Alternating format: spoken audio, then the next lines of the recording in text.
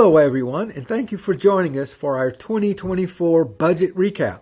I'm Rob Johnson, Interim Superintendent for the Barrow County School System, and I'm here with Jennifer Houston, Assistant Superintendent for Business Services. Ms. Houston will give us a brief overview of our budget and budget process. Thank you, Mr. Johnson. Let's start by explaining the different funds that we have and what each fund is responsible for. The general fund is the day-to-day operations of the school system. Funding is received locally and from the state. Federal programs, mainly title programs and special education programs, federal expenditures are funded on a reimbursable basis. Spend it before you get it. The School Food Nutrition Fund is a self-sustaining program. Funding is received from the state and federal sources. Pre-K funding is received from Bright from the Start with supplemental funding from the Barrow County School System General Fund. And lastly, our Capital Projects Fund is for renovations or construction projects, technology projects, and school bus replacement. Funding is received from the state for renovations and construction projects. Education Special Local Option Sales Tax, or ESBLOST, collections are used for renovations and construction projects, technology projects, textbooks, and school bus replacement. Some of our significant budget challenges for fiscal year 2024 are listed below. State funding. This funding is still based on the old formula funding from 1980s. It is currently $3,022.45 per full-time equivalent student, or FTE. However, in fiscal year 2023, our cost was $11,697.66 per FTE. This leaves a significant strain on our local funding. Our local tax digest. Barrow County is seeing significant growth. This is good for the tax digest, but it increases the amount of students we serve. The tax digest for fiscal year 2023 shows 73% residential and 22% commercial and industrial tax values. Commercial and industrial tax is down from prior year, which means that residential is outpacing the commercial and industrial. We would like to see more industrial and commercial so that tax will support the school system without adding to our student numbers and placing less tax burden on our citizens. Unfunded mandates. Teachers' retirement system employer cost is at 19.98% of eligible employee gross wages. Total cost of TRS is estimated to be $20.3 million for 2024, which is 10.9% of the total 2024 general fund budget. Transportation is budgeted to cost the system $9.7 million. However, state funds only cover $1.3 million. Local districts are mandated to provide educators with 12.5 sick days per year, which can cost the system up to $2,100 in substitute fees for one employee. The state only pays $150 per employee per year. And certified health insurance is at an all-time high of $1,580 per employee per month. Total of $18,960 per employee, and classified is not far behind at a yearly cost of $12,840 per employee. General fund cost is $26.5 million, or 14.26% of the fiscal year 2024 budget. Where do we get our funds from? As a school system, we only have two primary sources of income, of which we have little to no control over. We receive 38% from local sources, which include property taxes, car tags, and real estate taxes. And we receive 62% from the state, which is primarily QBE, or the Quality Basic Education Funding Formula. QBE is the state education funding formula based on a 1985 law, the Quality Basic Education Act. 90% of the QBE funds are allocated based on student enrollment, and 10% is based on the number and size of our schools. QBE covers approximately 62% of the general fund expenditures. The system relies on property taxes to cover the remaining amount. School systems have few options other than raising the millage rate to increase local revenue. QBE does not provide funds for Social Security costs, that's 6.2% of taxable salary, and workers' compensation insurance. Athletics and other extracurricular activities are not included.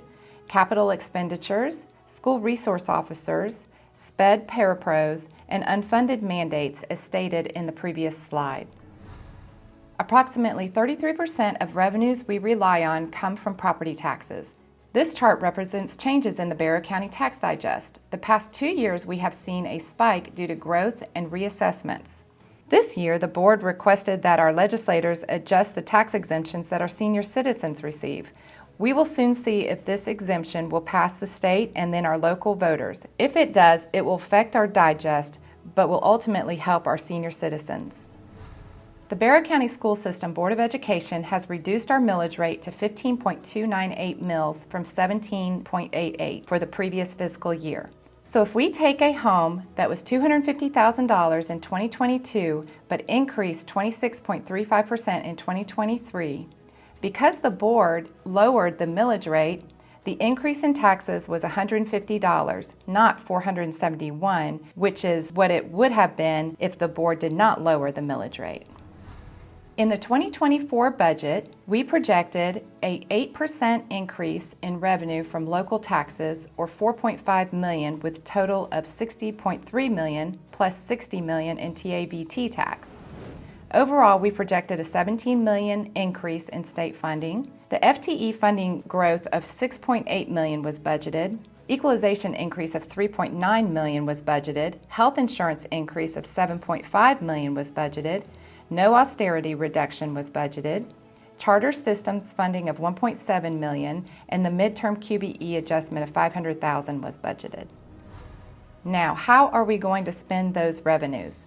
74.21% will be spent on our instructional salaries and benefits, 6.59% on admin salaries and benefits, 7.57% on classified salaries and benefit, which includes maintenance, transportation, and central office support.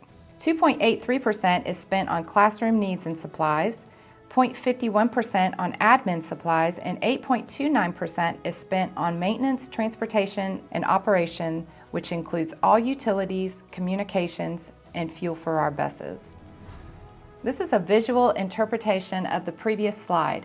It is the board, the superintendents, and our administrators' vision to spend as much as possible on our teachers and students. 77% of our budget is spent directly in the classroom. Another way to look at the expenditures is that 88% of the budget is spent on salaries and benefits of all staff, which leaves only 12% for all other expenditures. Barrow County Schools is the largest employer in Barrow County with over 2,000 employees. We went over the revenue and the expenditures, so now let's put it all together to see what our general fund operating budget looks like. We budgeted revenues of $181,926,361. We budgeted expenditures of $185,818,765. So we projected a net loss of $3,892,404, of which we will use our fund balance.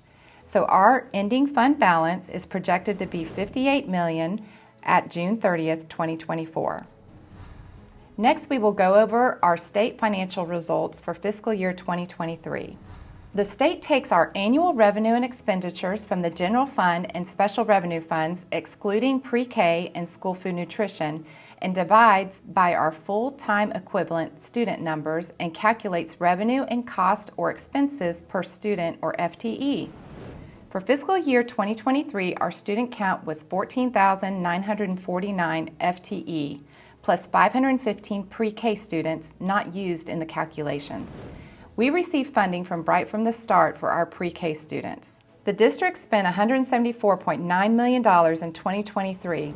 Divide that amount by the FTE and we get $11,697.66 expenditures per K-12 student. That ranked us 153rd out of 180 school districts. 152 other districts spent more per student than we could, because if we don't receive funds, then we cannot spend them.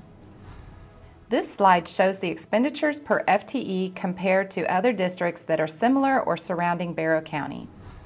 The state also calculates what we spend on general administration or central office cost. We spent $397 per FTE, which ranked us 156 out of 180 districts. This chart shows how we compare to other districts similar or surrounding us on our general admin costs per FTE. Looking at Barrow County Schools compared to all other districts, Barrow County School System is the 24th largest school system in Georgia. Barrow County ranks 148 out of 180 school systems for revenue received per FTE, which was $12,607. 82% of Georgia school districts receive more funding than Barrow County. Barrow County Schools ranks 153rd out of 180 school systems for expenses per FTE, $11,698 per FTE. Barrow County School System ranks 81st out of 180 school systems for property taxes received per FTE, $4,700. The state average is $5,862. This is a great visual of Barrow County's challenges and growth over the years. As our tax income fluctuates, our students have increased by 3,109 since 2007, and as you would expect, our teachers increased by nearly 360 over the same time period. We had a few budget changes or differences this year. The superintendent recommended and the Board of Education approved to extend the governor's $1,000 retention incentive payment to all eligible staff and custodians. This was paid out in January. We were awarded $19 million in federal CARES Act funds that we are using for mitigations in learning loss by use of academic interventionists, graduation coaches, and opportunities for summer after-school programs. Also using portions for technology needs, literature and math curriculum, and a learning management system. This is the final year that these funds will be available to us. Due to the change in start times, the transportation budget will need additional funding for fuel and labor. Other expenditures year-to-date are within budget, and we do not see any surprises in the next 4 months.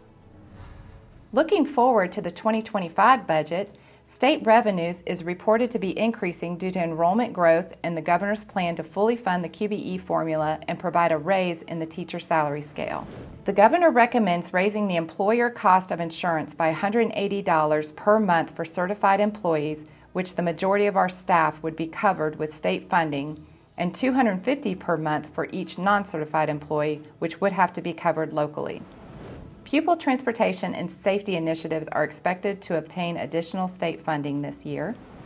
The tax digest, based on very early indications, will increase due to growth in new homes and businesses. We are anticipating an increase of 7% for the fiscal year 2025 budget for property taxes, and that's roughly $4.2 million. The teacher's state salary schedule is predicted to increase by $2,500 per step if the governor's budget gets approved. If funds come in as predicted, the superintendent is asking the board to approve a 4.1% increase in the classified pay scales. All employees that are eligible will roll to their next step for years of service.